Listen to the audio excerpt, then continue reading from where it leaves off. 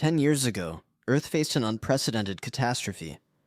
A massive swarm of extraterrestrial lifeforms, known as EVA, descended upon the planet, wiping out entire cities in moments. Humanity's most advanced weapons were powerless against the invasion, and for a fleeting time, it seemed as though the extinction of the human race was inevitable. However, in a twist of fate, the arrival of the EVA brought with it a cosmic substance called element, which spread throughout Earth's atmosphere.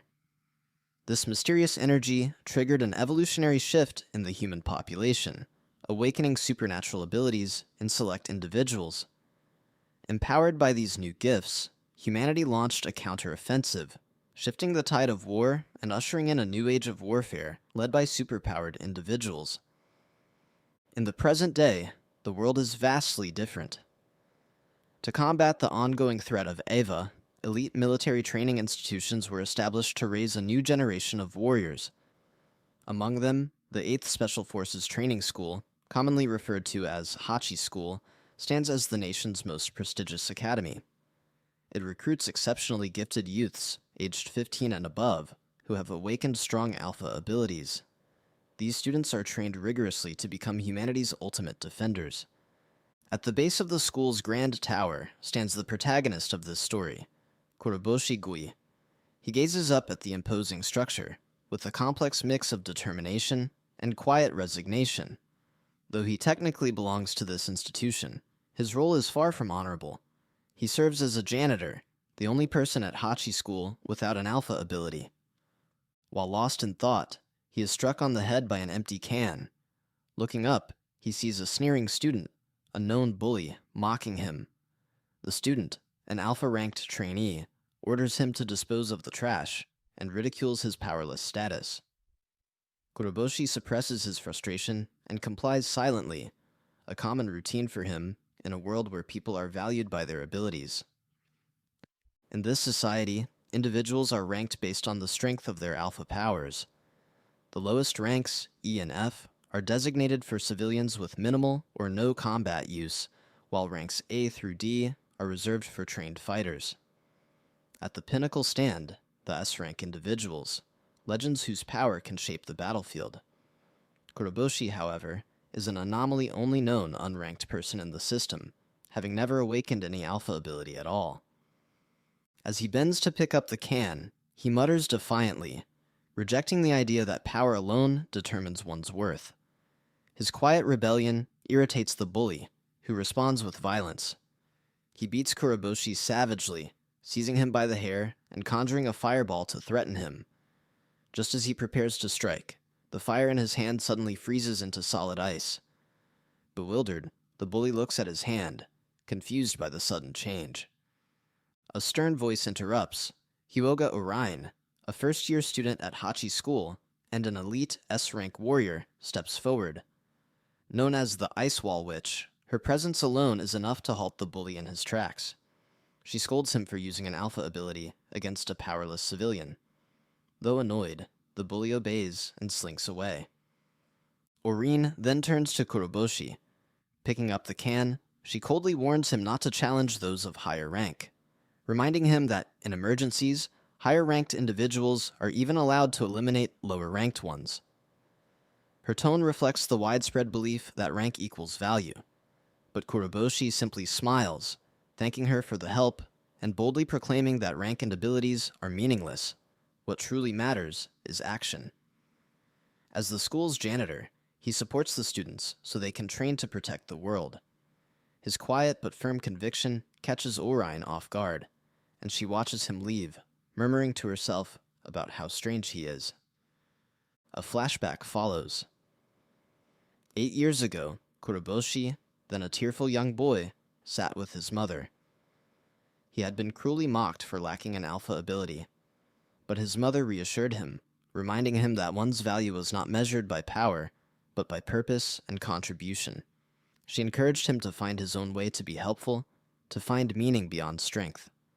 Inspired, he promised to try his best. Yet tragedy soon followed. His mother fell gravely ill. Doctors explained that her body couldn't handle her alpha power, an irony that her unranked son never forgot. There was no cure, and as she lay in the hospital, Whispers of judgment filled the air. A nurse cruelly muttered that the mother and child were worthless, unranked individuals who contributed nothing to society. The words stayed with him, becoming a source of deep pain and motivation. Now, back in the present, Kuroboshi continues his work as a janitor at Hachi School. With meticulous care, he scrubs toilets, polishes windows, and mops floors. His dedication is unwavering, rooted in the belief that supporting others is a noble role in itself. Having completed his duties ahead of schedule, he prepares to continue his work elsewhere. Meanwhile, at the training grounds, a combat exercise is underway. The instructor assigns each student a C-Class EVA, intending to test their real-world battle skills. The trainees, all ranked B or higher, ready themselves as the cages open, and monstrous, four-legged creatures charge forward. Among the fighters, two figures stand out: the arrogant bully and the ice-wielding Oomine. The bully unleashes a devastating fire attack, while Oomine raises an impenetrable wall of ice. Their synchronized strikes obliterate the EVAs instantly, leaving the other students awestruck by their overwhelming power. Though the battle concludes quickly, the contrast remains sharp. The students with abilities are celebrated as heroes, while the unranked janitor remains unseen, quietly doing his part. Yet within that quiet strength lies the heart of a different kind of hero, one who, despite being overlooked and underestimated, carries a resolve that no rank can measure. While others were absorbed in displays of power, Kuroboshi quietly continued his humble task, picking up a discarded can. Just as he was about to leave, a blinding beam of light tore through the sky. Moments later, the ground quaked violently as the beam struck the city, unleashing a massive shockwave. Buildings collapsed, roads split apart, and chaos ensued. Alarms rang out, and Hachi School's communication system blared a warning that an AVA attack had been detected in District D-48, just outside the school. Students barely had time to process the announcement before a monstrous figure emerged. Unlike any previously encountered AVA, this was something far more terrifying: a colossal dragon covered in black scales, adorned with glowing blue patterns. Its overwhelming aura of dominance made it clear it was no ordinary threat. The city's defense system immediately called for all C-rank and higher warriors to engage the beast. Amid the chaos, Kuroboshi, stunned by the creature's size and power, Oomine stood firm, shouting to rally those around her. They were the strongest. If they abandoned the field, who would protect the civilians? But her voice was swallowed by panic. One warrior collapsed to his knees, trembling and tearful, only to be ripped apart mid-air as the dragon devoured him without pause. The display shattered any remaining courage. Oomine froze. This was no mindless beast. The dragon hunted with intention, fed with purpose, and relished the fear it inspired. She had studied such creatures, AVAs that possessed intelligence and malice, but no lesson could prepare her for this reality. The creature turned its glowing gaze toward her. A deep growl resonated from its chest, and from its maw emerged a grotesque, writhing appendage. It surged toward her like a serpent of death. Paralyzed, she could only await the inevitable. Then someone moved. A figure dashed across the battlefield. Kuroboshi, the janitor, armed with only a sack of dried leaves. He hurled its contents into the dragon's face, creating a cloud of debris that threw off its aim. Seizing the moment, he lifted Oomine onto his back and ran with desperate speed. Spotting a manhole, he pried it open and guided her toward the darkness below, a place he knew well from years of janitorial work. Lowering her in, he followed. Just as the dragon's appendage struck the ground they had vacated. The sewers were foul and damp, but they were safe. As they moved through the tunnel, Oomine questioned why he had risked his life. He simply said he did what he could. No rank or title was needed to help others. His words lingered. In a world obsessed with power, his quiet bravery shone brighter than any combat record. Her cheeks warmed as she whispered a thank you, knowing she owed her life to him. Eventually, they reached an underground shelter, guarded by a massive steel door. Relief washed over them, but it was short-lived. The doors began to close. Kuroboshi shouted for them to wait, still carrying Oomine. Voices inside responded. The shelter was full. There was no space left. Then came the murmurs. Someone had recognized her. She was Hyuga, an elite S-rank student. The mood shifted. Cries demanded her admission. Kuroboshi stepped forward, but a hand shoved him back. A student sneered, pointing out his status as a janitor. There was no room for the powerless. He did not belong. Kuroboshi said nothing. He had risked everything, and now stood cast aside. Oomine objected, insisting he be let in. He had saved her. Her words met silence.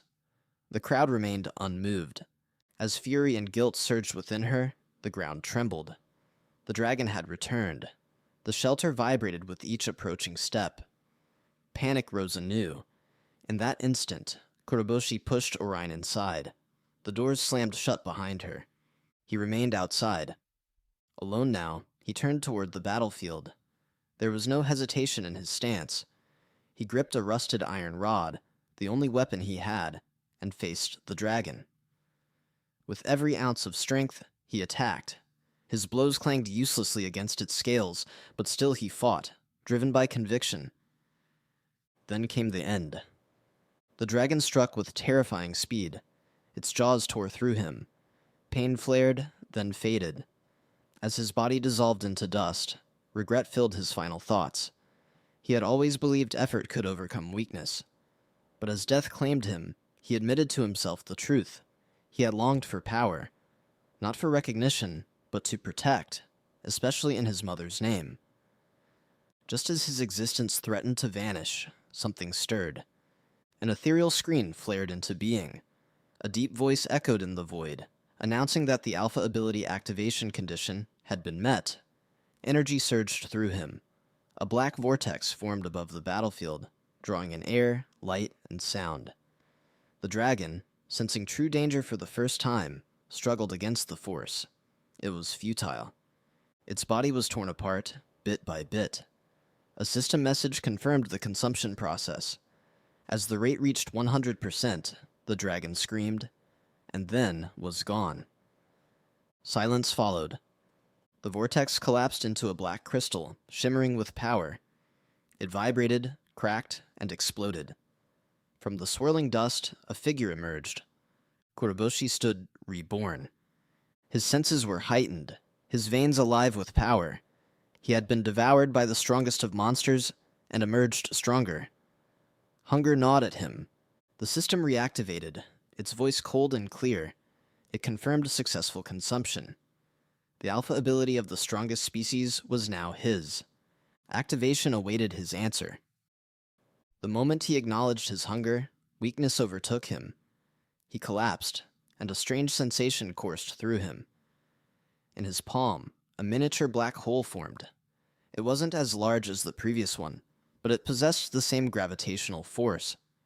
The broken remains of the earlier crystal began to shift, and were drawn into the miniature vortex until nothing remained. Alone and breathless, he heard a voice. It began as a whisper, but soon became a roar, echoing with fury, pain, and desperation. It demanded something, the return of a body. And then, impossibly, he saw the dragon again, towering and furious. Its eyes burned with rage as it accused him of theft. The dragon lunged. He braced himself for death once more, but awoke with a jolt. Gasping for breath, he found himself in a hospital.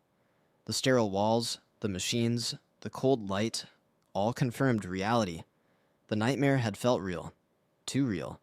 He'd been devoured, destroyed. How could he still be alive? Then he saw it, a strange dark mark on his palm. It wasn't a scar, nor a wound. It was something alien. As he stared, the mark pulsed, and something emerged, a tiny creature floating before him.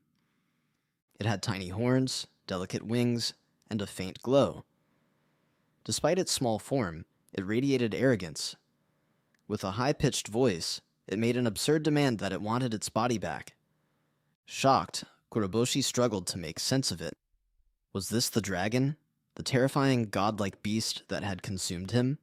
This small, ridiculous creature? The being, clearly insulted, puffed up and declared itself ruler of all extraterrestrial life. It claimed to be the strongest species. When Kuroboshi laughed in disbelief, it pointed to the patterns on its horns as proof. They did match the markings of the dragon he had fought, but it still seemed too ridiculous to believe. Desperate to prove its identity, the creature tried to reveal its true name, a name known only to the highest beings in the universe. But then, it paused, confused. It couldn't remember. Frustrated, Kuroboshi punched the creature, sending it flying. He seized it, shaking it angrily. How could something so small have caused so much destruction? Did it not realize how many people it had killed? His classmates, his friends, so many lives gone. In a strained voice, the creature confessed the truth that the predator had become the prey. When it had consumed him, something had gone wrong. Instead of digesting him, its own body had been pulled in. Now, his new form was composed of the dragon's very essence. Kuroboshi froze. The creature, the once feared apex predator, was now merely a fragment of what it used to be, and his existence was now tied to it. Before he could ask more questions, he sensed someone approaching. Panic surged. He urged the dragon to hide. But it was too late. The door burst open. A familiar figure entered. Oomine, a high-ranking warrior known for her cold demeanor and formidable strength. Her sharp eyes widened in disbelief as she saw him sitting up. Relief and joy swept over her face as she rushed to his side. She had been told he was comatose. After a week, he had finally awakened. He recognized her from high school and greeted her with casual familiarity, calling her Oomine. She frowned slightly at his informal tone, surprised by his attitude. Still, there were more pressing matters to discuss. The atmosphere between Kuroboshi and Oomine quickly turned tense. As a high-ranking officer, she scolded him for disobeying orders during the previous battle. Her role was to protect civilians, and he had acted on his own, compromising their safety. Though he admitted guilt, he claimed his actions were not intentional. He had simply followed his instincts. Their confrontation was interrupted when the air suddenly turned icy cold. The source was Oomine herself. She activated her power, her expression now cold and resolute, as she began questioning him. A week ago, the strongest species had vanished without a trace, and he was the only known survivor. How he had managed to live through such an impossible event was now a matter of global concern. Oomine reminded him that it was his responsibility to humanity to tell the truth. Confused, he was stunned to hear that he had been unconscious for a whole week, recovering in a special forces hospital. To bring him up to speed, Oomine turned on the television. News broadcasts displayed a world in chaos, still trying to unravel the mystery. Surveillance and communication had been disabled during the event, leaving no concrete evidence of what happened. Still, one mysterious clue emerged. A lone boy had been seen at the epicenter. His heart raced. Could that boy have been him? Oomine confirmed it. She was there to learn the truth, and if necessary, take action. He hesitated. His memory was fragmented. But just as he began to form a response, a voice echoed in his mind. The small dragon. It warned him not to speak the truth. If people found out that he had absorbed the strongest species, and that his body was now made from it, they would see him as a threat. They would hunt him down. Clutching his head in pain, he masked his distress as a headache. The dragon smirked inwardly, content that he understood the risk. Yet despite the dragon's warnings, Kuroboshi made up his mind. Holding the small dragon like a plush toy, he chose to be honest. He told Oomine everything. That he had used his alpha ability to devour the strongest species. He revealed a strange mark in his palm as proof. The dragon panicked, calling him a fool. But Oomine just stared, confused. There was no mark. Nothing in his palm. Just an ordinary boy claiming something unbelievable. If he wouldn't take the matter seriously, she would. An ice crystal formed in her hand, cold air swirling violently. This was a matter of life and death. She was prepared to act. Suddenly, Something shifted in the atmosphere. The small dragon tensed on his shoulder. Something dangerous was coming. A shadow loomed above the rooftop, and in a heartbeat, the ceiling shattered. A monstrous figure descended into the room. Oomine gasped. The creature was pulsing with dark, unnatural energy. It wasn't a known enemy. It was an Eva, an alien life form far more dangerous than any S-rank threat. Acting fast, Oomine summoned her most powerful defensive technique, Absolute Ice Wall. It was a shimmering fortress of frozen energy, capable of withstanding even the most devastating attacks. But even as the wall solidified, the dragon warned Kuroboshi. This Eva wasn't here by accident. It had followed the dragon's scent. These beings had fought the dragon before. Now, sensing it was weakened and fused with a human, they had returned to finish the job. The Eva wanted him. Outside, the wind howled as the Eva slammed against the ice wall. Tremors rocked the building. Cracks spread across the barrier. Then it shattered. Instinctively, Kuroboshi threw himself forward, shoving Oomine out of the way. He shouted for her to escape. It was after him, not her. But Oomine refused to run. Her eyes burned with unwavering resolve. She was a soldier, sworn to protect others. She wouldn't abandon her duty. With a roar, she unleashed her next attack. Thousands of sharp ice pillars burst from the ground, piercing the Eva's form. The sheer force filled the room with shards of frost and frozen light. For a moment, silence. Then the Eva moved, completely unfazed. The ice had vanished, erased without a trace. Ourine's heart sank. Her strongest attack had failed. She ordered Kuroboshi to stay behind her, shielding him once again. Meanwhile, the dragon urged him to flee. This was their chance. They couldn't fight something this strong. But he didn't listen. Instead, he charged at the creature's leg, hoping to knock it off balance. Oomine screamed for him to stop. He had no special powers. This was suicide. But he smiled. He knew he was weak. Still, if the Eva was after him, then he had to take responsibility. He'd be its opponent. The gamble worked.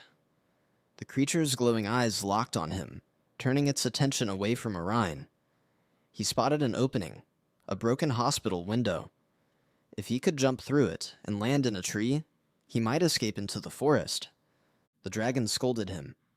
What if he missed? That was its body too. If he died, they both died. But he jumped. As he leaped, something unexpected happened. He soared far higher than a human should. The dragon's power had activated. For a brief moment, he felt the freedom of flight. But soon, panic returned. He couldn't control his descent. If he hit the ground, it would kill him.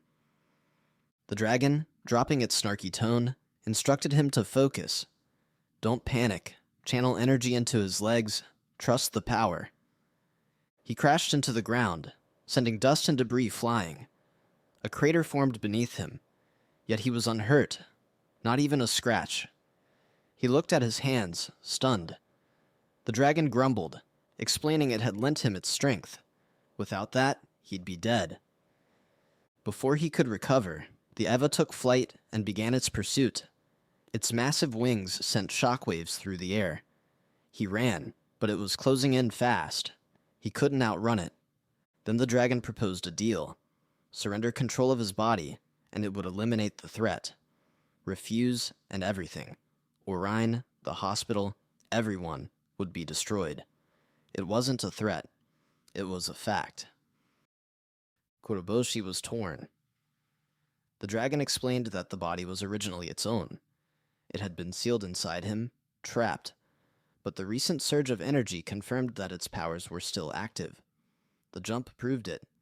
Yet there was no time to debate. The monstrous Eva was relentless. Its presence darkened the sky. Its shrieks shook the earth.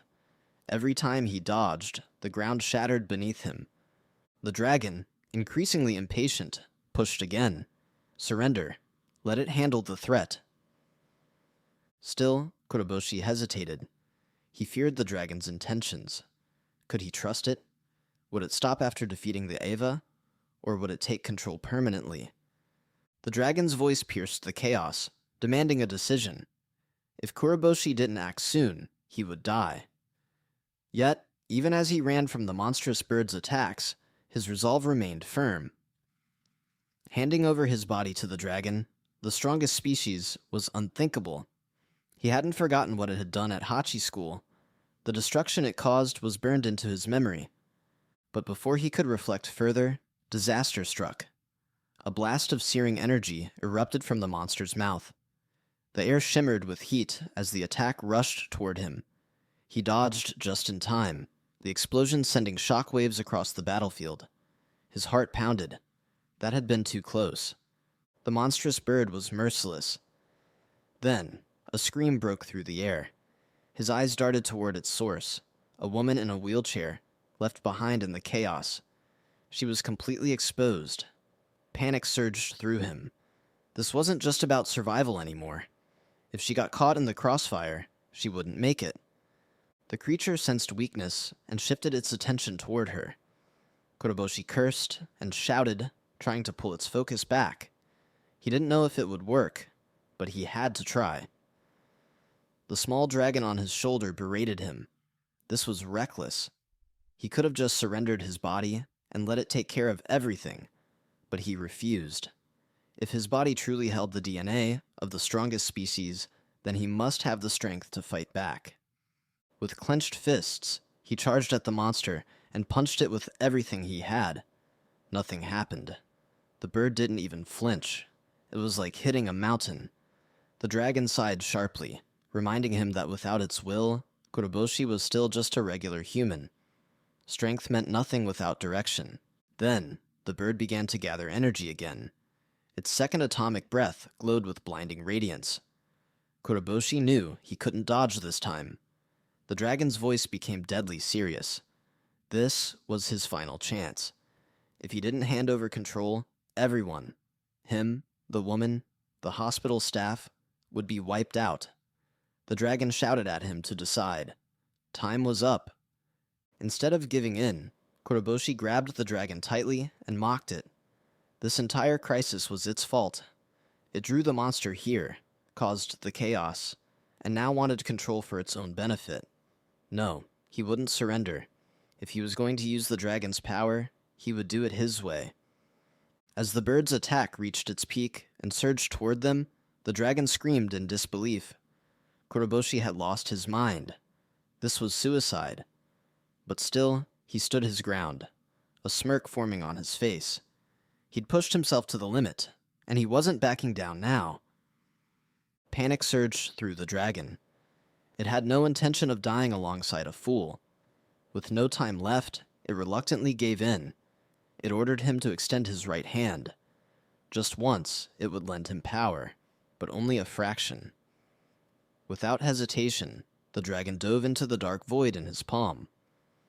The moment it vanished, a rush of raw, untamed energy surged through him.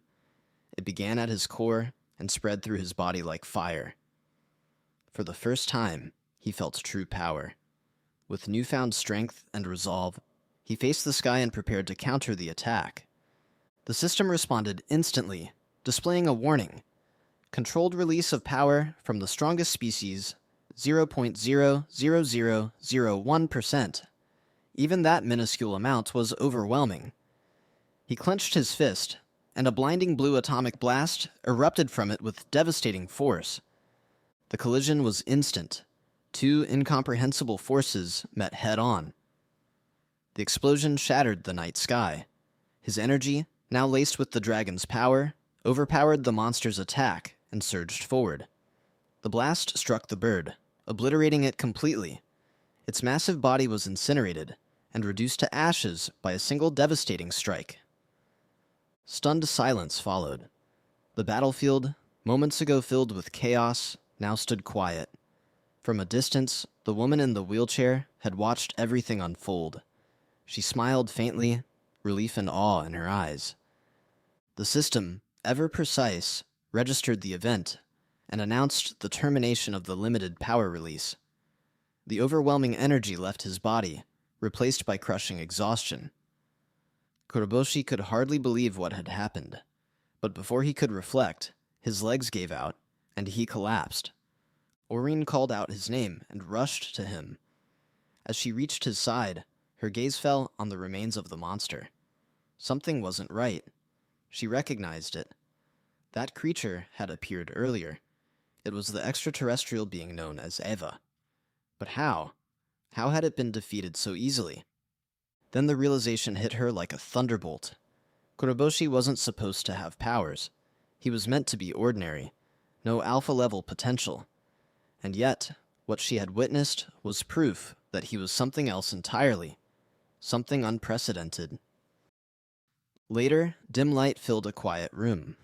Kuroboshi sat alone, slowly regaining consciousness. A warm, soothing aroma filled the air. Tea.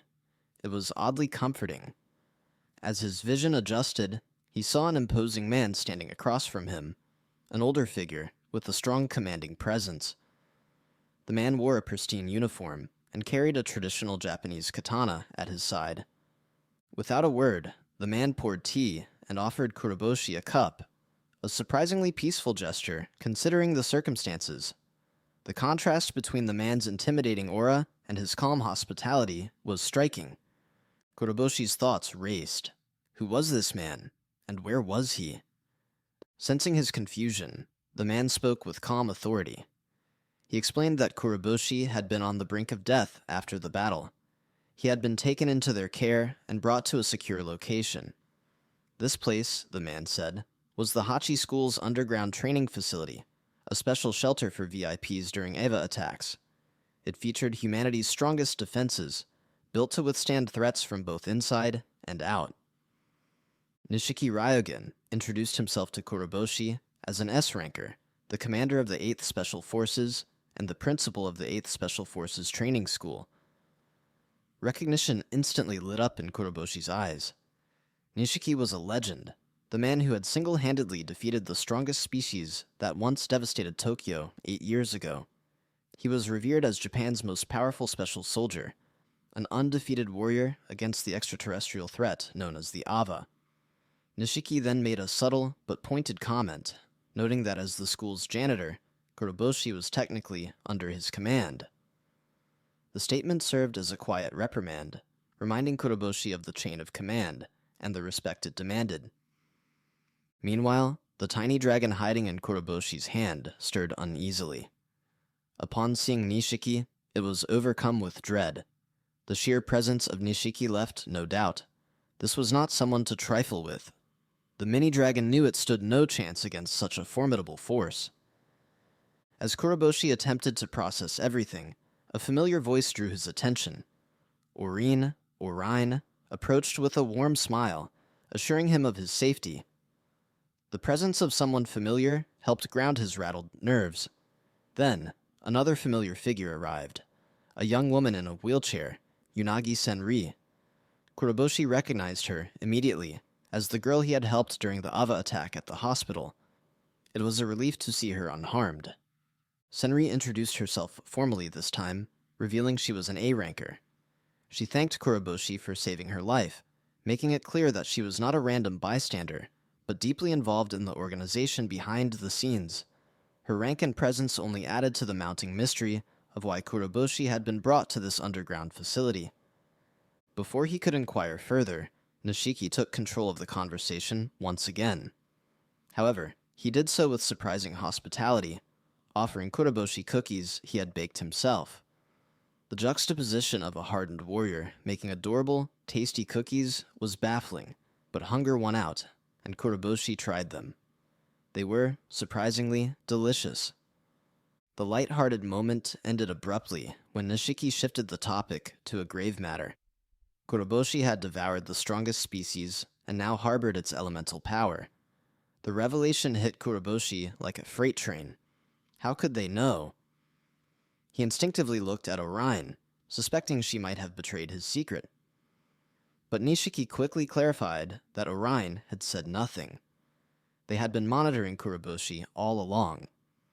The tension in the room rose as Nishiki elaborated on the nature of Element, the extraterrestrial energy source that Eva had brought from space. It was the foundation of alpha abilities among humans, though human technology couldn't detect it. Even the most elite fighters could barely sense its presence. But Senri was different. Her rare alpha ability allowed her to see and analyze element, making her an invaluable asset. Her meeting with Kuroboshi had been a test to confirm whether he truly possessed the ability to devour the strongest species. Then, Nishiki delved into the grim history of the strongest Eva, a solitary creature that had decimated Tokyo 8 years ago. It had been so destructive that its power was likened to that of a nuclear bomb. The recent attack had been mistakenly assumed to be the same creature, underlining the level of destruction such beings could cause. Without warning, Nishiki drew his katana and held it against Kuroboshi's throat. The room went dead silent. The cheerful tea-drinking host had instantly transformed into a deadly warrior. The message was clear. If Kuroboshi posed even the slightest risk, it was Nishiki's sworn duty to eliminate him. Kuroboshi's heart pounded. Just seconds ago, he had been sharing snacks. Now he was on the verge of being executed. Orion quickly stepped in, her voice cutting through the heavy silence. She argued that if Kuroboshi truly held the powers of the strongest species, more threats were sure to follow. In that case, he could become humanity's ultimate weapon. Her logic gave Nishiki pause. Trusting a teenager with world-ending powers was risky, but the potential benefits were undeniable. Nishiki lowered his blade, but made it clear that Kuroboshi needed to be kept under observation. The perfect person for that task? Senri, the ever-smiling ranker with a slightly unnerving enthusiasm. With unfiltered glee, she approached Kuroboshi and grabbed his hand. It wasn't a tender gesture, it was more clinical, almost predatory. She informed him that his element level had dropped to 0, comparing him to a spent battery. The mini-dragon inside him writhed in discomfort. Facing a monstrous bird had been one thing, but being prodded by Senri was a different kind of psychological torture. Then Senri removed her eye patch, revealing a glowing eye, a manifestation of her rare and powerful ability. She placed her forehead against Kuroboshi's, initiating a ritual-like observation called celestial observation. Her goal is to explore the cosmic mystery that was Kuroboshi's inner universe. In an instant, she was transported into a vast, cosmic realm inside his mind, a void illuminated by countless stars, each representing fragments of elemental energy. Despite the belief that Kuroboshi had no alpha ability, the presence of element proved otherwise. However, there was far less energy than what others possessed. She soon noticed something terrifying. The stars weren't merely floating, they were being consumed. The void itself was alive, pulling in every fragment like a black hole. Panic surged within Senri. Kuroboshi's ability wasn't ordinary. It was a consuming force, an abyss that devoured all. The pull intensified. She felt herself being dragged toward the center, her limbs heavy, her breath short. Her heart pounded as she realized she might be absorbed into the abyss. What had started as an evaluation was turning into a life-threatening ordeal. Senri struggled against a powerful, otherworldly force, the sensation akin to being dragged into a cosmic vacuum. The overwhelming pull seemed inescapable, but just as despair settled in, the force abruptly weakened. She stumbled back into consciousness, gasping for breath as the oppressive darkness loosened its grip. Relief washed over her, but it was short-lived. Something still stirred within the void. Her eyes locked onto a massive black sphere, hovering ominously in the distance. A chilling, unearthly energy radiated from it, causing shivers to crawl down her spine. But what truly made her uneasy was not just the sphere itself.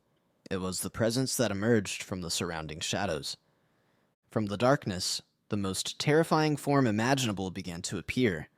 The strongest species, long believed to be defeated, a dragon of immense malice and power. Its golden eyes gleamed with ancient hatred, and its jagged teeth bared in hunger. Without hesitation, it lunged at Senri, jaws wide open, ready to devour her whole. In that split second, her instincts took over. She cried out, canceling her celestial observation. The world warped around her, snapping violently back to reality. Her body trembled as she gasped for air, sweat dripping down her face. the panic of what she had just witnessed still fresh. Oomine, her companion, immediately rushed to her side, noticing Senri's shaking hands and ragged breathing. Meanwhile, Kuroboshi looked on, confused. He had barely felt anything during the observation, yet Senri's reaction indicated she had experienced something far more intense and terrifying. The principal, ever composed, calmly offered Senri a cup, suggesting it would help her calm down. However, Oomine dryly noted it was only water, not tea, a detail that highlighted the absurdity of trying to soothe someone who had nearly been consumed by a metaphorical black hole. Senri, still visibly shaken, gripped the cup with trembling hands. The fear refused to leave her. Breaking the tension, the principal asked what she had seen. Taking a deep breath, Senri explained that Kuroboshi's alpha ability was indeed a black hole. It was so powerful, it devoured even his own elemental energy, hence his unusual readings. He was essentially consuming himself. More shocking was what resided inside his ability. The strongest species, believed to have been eradicated, was actually sealed within the black hole.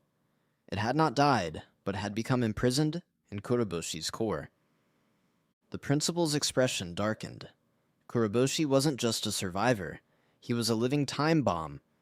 If the entity within him ever escaped, it could mean catastrophic consequences. Housing a monstrous dragon inside one's soul was not a sustainable situation. Even ice cream couldn't fix that kind of stress. Senri described how the dragon had attacked her within the void, its ferocity confirming just how dangerous the species still was. Hearing this, the principal did not hesitate. In a flash, he drew his katana and pressed it against Kuroboshi's neck. Oomine gasped, trying to reason with him, but the principal remained cold and calculated. If the strongest species could exert its will, even in a sealed state, there was a risk it could eventually break free. Eliminating Kuroboshi now, though grim, seemed the only logical choice to ensure the safety of humanity. As tension built, a miniature dragon, the spirit of the strongest species, suddenly spoke. Panicked, it pleaded with Kuroboshi to retaliate, offering him power in exchange for action. Senri quickly deduced that this tiny dragon was the soul of the one Kuroboshi had absorbed. The body was consumed by the black hole, but its essence remained, free and conscious. The principal, unmoved by the spirit's pleas, raised his katana and slashed. Blood sprayed as the blade struck Kuroboshi. He staggered, pain shooting through him, but the wound, though severe, was only the beginning. The miniature dragon exploded in rage, its primal fury shaking the room. Though small, its anger filled the space with dread. Then, something shifted. A radiant light erupted from Kuroboshi's body, glowing with a powerful blue aura. The energy pulsed like a living heartbeat, expanding and contracting with wild intensity. Senri's eyes widened in awe and fear. The elemental surge was beyond comprehension, exceeding even the S+ rank. It reached a level comparable to Eva or higher. The principal's voice cut through the tension, resolute and unflinching. There was no longer any question. Kuroboshi had to be eliminated. The blue aura radiating from him was not just power. It was a sign that the force within him could rival even the strongest known threat to humanity. Wind surged around Kuroboshi's body as his aura expanded, forming a protective shield. The principal narrowed his eyes. The situation had reached its worst-case scenario. Kuroboshi, now effectively identified as the strongest species, stood at the center of a swirling storm of raw, unstable energy. Senri, still recovering, noticed something alarming. The energy from the sealed dragon was increasing rapidly. If it reached a certain point, the dragon might fully escape. The principal, determined to act before that could happen, drew his katana again. He launched forward, moving with blinding speed. His blade clashed against the barrier of light surrounding Kuroboshi, creating powerful shock waves. Senri watched in awe as the principal unleashed his most advanced sword techniques, infused with the potent energy of star elements. Each strike was precise, sharp, and relentless. Yet the barrier held. The radiant blue aura absorbed every blow like an indestructible wall. The principal's attacks, while devastating, were unable to pierce it. It was like trying to slash through a thundercloud, futile and maddening. Then, the principal noticed something within the glow. A faint outline of a dragon's face, flickering like a mirage, stared back. The sealed entity was aware, and watching. Despite the immense energy shielding Kuroboshi, the principal pressed on, determined to break through by sheer will. The air echoed with the sound of metal meeting power, a storm of strikes colliding with supernatural force. Yet the dragon's presence remained unshaken. Oomine stood frozen, conflicted. She recalled how Kuroboshi had once risked his life to protect her, and now, despite everything, she found herself unable to move or intervene. But she knew the principal couldn't do it alone. Suddenly, a black hole manifested in Kuroboshi's palm. The miniature dragon, now also wrapped in the radiant blue aura, reappeared. It mocked the situation, belittling the principal. Was this truly the strongest warrior of humanity? The principal, however, simply smirked. If the dragon believed he had shown all his strength, it was mistaken. He resolved to end the battle now. His katana began to glow, radiant with golden light. Energy surged through the blade like a storm. A vortex of power formed around it, amplifying its destructive capability to unprecedented levels. The sight was breathtaking and terrifying. The miniature dragon, despite its arrogance, could not hide its thrill. The rising stakes and overwhelming power electrified the air. Senri watched in alarm. The star element was condensing rapidly into the principal's weapon. The next blow would decide everything. The battle was no longer just a clash between warriors. It was a struggle for the fate of humanity itself. Ourine's voice suddenly cut through the chaos. She cried out to Kuroboshi, begging him to remember his promise, the vow to resist the influence of the strongest species. Her plea, filled with desperation and hope, echoed in the charged air. But Kuroboshi didn't respond. His body was still engulfed in the blinding blue aura. The energy intensified further, and from his palm, a monstrous sight began to take form. A massive dragon's mouth materialized, glowing with ominous power. The atmosphere trembled as the entity sealed within Kuroboshi, known as the strongest species, finally made its move. With a deep, guttural laugh, the dragon reveled in its newfound freedom. Its twisted amusement echoed ominously as it taunted the humans, daring them to challenge it. Without hesitation, it lunged forward, jaws open wide to devour everything in sight. Unshaken, the principal stood firm. His katana pulsed with radiant energy, the culmination of his gathered strength. The inevitable collision between his golden light and the dragon's overwhelming power generated a shockwave that rippled through space. For a fleeting moment, it seemed the principal might prevail. But the dragon's sheer magnitude proved too great. With a thunderous crack, the principal's katana shattered, scattering fragments into the air. Staggering backward, the principal stared in disbelief. His most powerful technique had failed. With sinister delight, the dragon basked in its triumph. Its blue flame radiated violently, and its fully unleashed form flickered like ghostly fire. Sharp teeth gleamed, and the creature mockingly declared that it had enjoyed the warm-up. Now, however, it promised a far more gruesome end. It lunged again, jaws poised to finish off the principal. Orion and Senri screamed, panicked and powerless to intervene. Yet, just as the dragon was about to strike, something unexpected happened. A loud crash followed by the dragon's groan cut through the tension. As the dust cleared, the scene took on an almost absurd quality. The dragon's massive head had become wedged in the ceiling. Its glowing eyes darted about in confusion, trying to comprehend its humiliating position. The terrifying beast that had dominated moments earlier now flailed helplessly, like a clumsy intruder in a slapstick farce. The principal, catching his breath, stared in disbelief. Then, the truth hit him. Kuroboshi was back in control. Despite the overwhelming power of the strongest species, Kuroboshi had tricked it. Through their shared connection, he manipulated its body to crash into the ceiling. It was a simple tactic, but one that demonstrated wit over raw strength. Smirking, Kuroboshi faced the stunned principal, who demanded to know whom he was really speaking to, the dragon or the man. Kuroboshi's grin widened. He reminded the principal of his resolve. He had never intended to be swayed by the dragon, no matter the power it offered. Even with everything stacked against him, he held firm to his humanity. Having regained control, Kuroboshi stood tall, his composure restored. The principal, still processing the situation, couldn't hide his astonishment. Even when nearly consumed by the dragon, Kuroboshi had managed to suppress it again.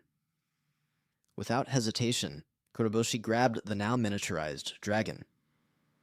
The once fearsome beast squirmed, its earlier defiance extinguished by the lingering fear of being consumed once more.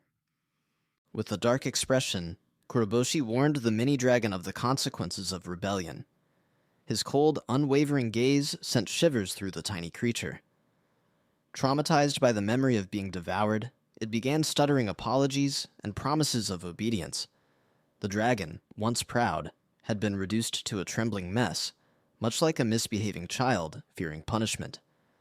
Reluctantly, the mini-dragon slipped back into the black hole in Kuroboshi's palm. Outwardly composed, Kuroboshi still acknowledged inwardly how little he understood his powers. The black hole, his alpha ability, remained a mystery. Yet, despite the chaos, he stood firm. Senri watched closely. The storm of uncontrolled star element energy had vanished, and in its place was something entirely new. Kuroboshi had become an unranked existence, a classification both strange and ominous. The principal, who had moments earlier faced Kuroboshi with deadly seriousness, now erupted in laughter. With great enthusiasm, he praised Kuroboshi for not only surviving, but mastering the impossible.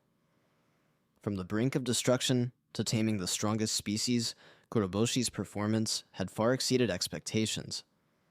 Without hesitation, the principal announced Kuroboshi's special enrollment into Hachi School. Kuroboshi, caught off guard, was left speechless. The principal explained that the entire ordeal had been a test. The dragon, though a threat, represented a broader issue. Humanity needed a counterbalance, someone capable of controlling such power without unleashing destruction. Kuroboshi had proven himself by doing just that. Still, Kuroboshi couldn't help but feel manipulated. He accepted the principal's reasoning without complaint, but a bitter taste lingered. Even so, he resolved to help however he could. Whether it meant performing mundane tasks or standing on the front lines, he would support those fighting for humanity's survival. If his abilities ever evolved further, he would use them to protect others. His answer reflected maturity beyond his years, surprising even the principal. With the decision finalized, the principal approached to heal the injury he had inflicted during their confrontation. But to his amazement, the wound had already vanished. Kuroboshi's body, altered by the essence of the strongest species, had developed extraordinary regenerative capabilities. While helpful in the moment, the implications were unsettling. His transformation hinted at deeper, unpredictable changes. Oomine, still composed, was assigned to guide Kuroboshi at Hachi School. As the top student, she was the ideal candidate. Though she accepted the responsibility professionally, a flicker of curiosity lit her eyes. Kuroboshi's powers, the sealed dragon, and his unranked status made him a living enigma. The principal then turned to Senri, assigning her to switch classes and observe Kuroboshi closely. Her face lit up with excitement. This was more than a mission. It was a front-row seat to a battle between humanity and the unknown. Even the mini-dragon, peeking nervously from the black hole, trembled at the thought of Senri's enthusiasm. Compared to her, even Kuroboshi seemed less terrifying. As Kuroboshi and Senri shared a light-hearted exchange, the principal leaned toward Oomine, mischief in his eyes. With a wry grin, he remarked how things were about to get much more entertaining. Retrieving his tea thermos, he offered her a drink. She politely declined, clearly amused by his casual demeanor. The principal solemnly entrusted Oomine with a grave responsibility. Should Kuroboshi ever lose control over the formidable entity within him, she must be prepared to eliminate both him and the creature. This directive was not merely an order, but a heavy burden, one that only an S-ranker like Oomine could shoulder. Initially taken aback, she soon embraced the weight of her duty with quiet determination. Though the principal assured her of his intervention if present, his frequent engagements in higher-ranked missions meant the onus would likely fall on her. Reflecting on her recent encounter with Kuroboshi, Oomine recalled his selfless act of saving her amidst overwhelming danger. Reconciling the image of this brave boy with the monstrous entity he harbored was challenging. Yet, her commitment wasn't solely out of obligation. It was also a means to repay the debt she owed him. If destiny demanded she confront him one day, she would do so unwaveringly, ensuring the safety of others. Satisfied with her resolve, the principal nodded approvingly. Then, in his characteristic unpredictable manner, he shifted the atmosphere by releasing a surge of power, questioning Kuroboshi if he could sense it. Despite the palpable energy, Kuroboshi felt nothing, indicating a severed connection to the star elements, the source of alpha abilities. The principal's amused expression masked a blend of curiosity and concern. Without delay, the principal assigned a mission to all present, to educate Kuroboshi about star elements and alpha abilities before his official enrollment at Hachi School. The room resonated with determined affirmations as everyone accepted the task. The following day, anticipation hung in the air as Kuroboshi, accompanied by his ever-present mini-dragon, approached the designated training ground. Curiosity and uncertainty intertwined in his thoughts. Standing before the imposing ancient gate of the Mahachi Hot Springs, he wore a puzzled expression. The notion of a hot spring serving as a special training facility seemed absurd. Doubts crept in. Had he misunderstood the directions? Was this a mistake, or perhaps a prank? Before he could delve deeper into his confusion, the soft clacking of wooden sandals drew his attention. Turning towards the sound, he was greeted by Oomine and Senri, both elegantly adorned in traditional kimonos. Their vibrant attire accentuated their graceful charm. They welcomed him warmly, confirming that this was indeed the 8th Special Forces training facility. Despite their words, the relaxed, steamy ambience and the lingering mist of the hot spring hardly resembled a rigorous training environment. Kuroboshi's bewilderment intensified upon noticing the girls' refreshed look, as if they had just enjoyed a leisurely soak. He couldn't help but inquire if they had already finished their bath, questioning when the so-called special training would commence. Oomine, with an indignant yet playful pout, promptly corrected him, asserting that the hot spring itself was an integral part of their training. Though her words were firm, the sight of her glowing complexion and damp hair suggested otherwise. Kuroboshi's curiosity deepened, but before he could probe further, his attention shifted to Senri. Recalling her injury from the previous battle, he inquired about her leg. Senri reassured him with a smile, explaining that the principal had utilized his alpha ability to heal her, transforming what would have been weeks of recovery into an instant. This miraculous display of power left Kuroboshi both amazed and envious. He couldn't shake the thought that mastering his own alpha abilities might grant him similar prowess. Determined, he clutched the mini-dragon tightly, silently vowing to unlock his potential. However, Senri's attention soon shifted to the small creature. Her curiosity and excitement were palpable as she leaned closer, her fascination evident. Unfortunately for the little dragon, her enthusiasm was far from mutual. The creature trembled in fear, muttering under its breath, referring to Senri as a perverted eye patch woman, before scurrying away to hide. While Kuroboshi found the exchange amusing, Senri's mischievous grin suggested she wasn't done yet. What followed was even more unexpected. With a glint of excitement in her eyes, Senri declared her intent to investigate Kuroboshi's alpha ability. Before he could protest, she reached for his hand, her focus zeroing in on the mysterious black hole embedded within his palm. Without hesitation, she inserted her fingers into it, exclaiming with satisfaction about its depth. Kuroboshi's reaction was immediate and uncontrollable. A burst of laughter erupted as the sensation overwhelmed him, ticklish beyond belief.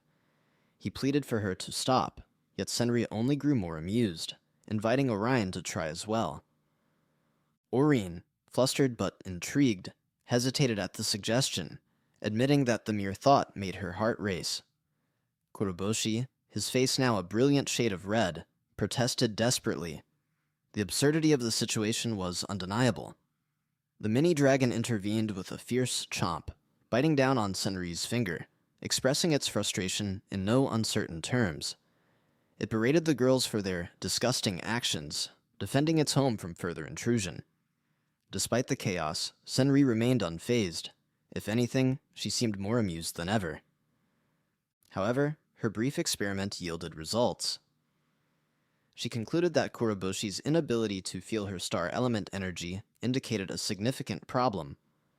The concern in her voice was evident, as she explained that without the ability to sense star elements, Kuroboshi might never awaken his alpha ability. This revelation was crushing. After all the battles and challenges he had faced, the thought of never unlocking his true power was disheartening. Unlike alpha abilities, which were powerful techniques wielded by the strongest beings, star elements served as the essential energy source to activate those abilities. In simple terms, they were like fuel, the cosmic matter that Evis had brought to Earth upon their arrival. Over time, this mysterious energy had spread everywhere, existing abundantly not only in the environment, but also within the bodies of living organisms. Through breathing, eating, and simply existing, humans naturally absorbed and released tiny amounts of star elements. The explanation seemed logical, but Kuroboshi's concern grew when Senri pointed out the main issue. Despite the abundance of star elements, his inability to sense them posed a significant hurdle in his training. Determined to address this, the trio entered the Mahachi Hot Springs facility. The steamy atmosphere was filled with the warmth of natural spring water, and the misty air carried a faint sense of serenity. However, the tranquility didn't last long. Senri, always one to add a playful twist, announced the first step of his training, sensing star elements through the hot spring water. Kuroboshi's curiosity piqued as she approached a nearby water tank, collecting some of the steaming water in a small container. Without hesitation, Oomine prepared for her part. Holding her hands above the water, she concentrated, and a visible glow emanated from her palms. She transferred a significant amount of star elements into the water, causing it to shimmer and radiate a mesmerizing light. Senri admired the glowing liquid with satisfaction, commenting on its dense concentration. Meanwhile, Kuroboshi watched in confusion, unable to comprehend what exactly they were doing. Oomine explained that by infusing the spring water with star elements, they had created a potent mixture. Drinking it would allow him to experience the presence of star elements firsthand. Kuroboshi's unease grew as she handed him the container, encouraging him to drink it. Her suggestive tone, laced with unnecessary innuendos, earned a flustered reaction from Oomine, who protested against her antics. Despite the playful atmosphere, the purpose remained clear. This was a critical part of Kuroboshi's training. Trusting his friends, Kuroboshi resolved to proceed. He lifted the container, determined to overcome whatever awaited him. Sadly, as he drank it, he began to hold his throat, and Senri tells him that concentrated star elements can be poisonous to some people. Kuroboshi wonders why she chose to leave that part out, and let him suffer in pain just for her amusement. He then decides to laugh it off, and go through the pain with a smile. Suddenly, he releases a beam of light from his body, and he can finally feel power coursing through every single blood vessel in his body. He then wonders if what he is feeling is as a result of the star elements.